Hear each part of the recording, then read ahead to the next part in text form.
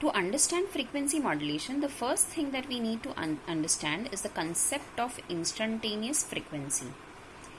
Because we are saying that the carrier frequency of the sinusoid is always constant. So first we consider a generalized sinusoid.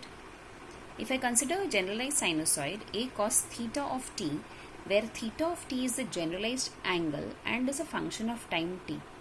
If I have to plot this angle theta of t on an xy axis, where my x-axis defines time and my y-axis defines theta of t, then it can be a hypothetical curve.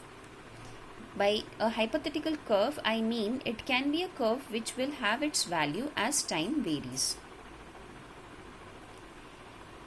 Next, we consider a conventional sinusoid. A conventional sinusoid is defined as A cos omega ct plus theta naught. Here, the angle is defined as omega ct plus theta naught.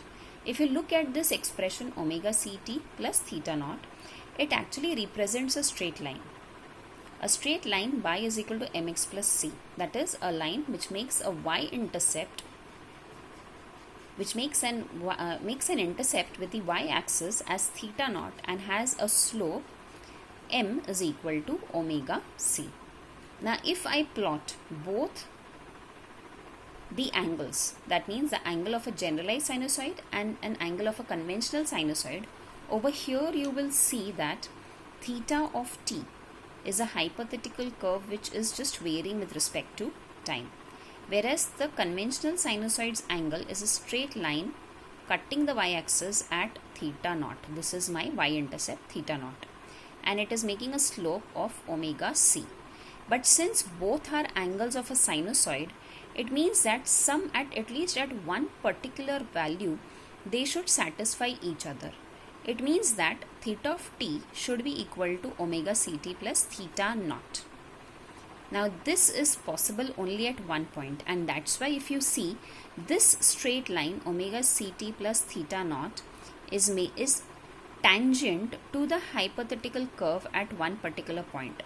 Now let's consider this as a short segment. If you consider this as a short segment going from t1 to t2, that means as delta t is tending towards 0, the generalized sinusoid and the conventional sinusoid are identical. That is phi of t is equal to A cos omega ct plus theta naught. And thus we can say that the frequency of phi of t is omega c.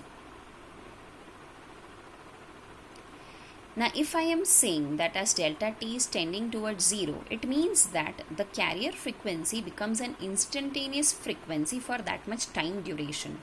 So, it is a very small section of the segment where I can say that omega I of t is equal to d theta by dt.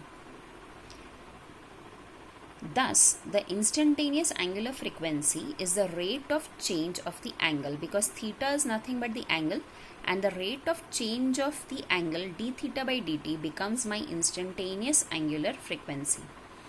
We can also write the same expression as theta of t is equal to integral minus infinity to t omega I alpha d alpha. And now we see the possibility of transmitting the information of the modulating signal m of t by varying the angle theta of t. Such techniques of modulation, where the angle of the carrier is varied in some manner with a modulating signal, are known as angle modulation or exponential modulation. Thank you for now. More in your way.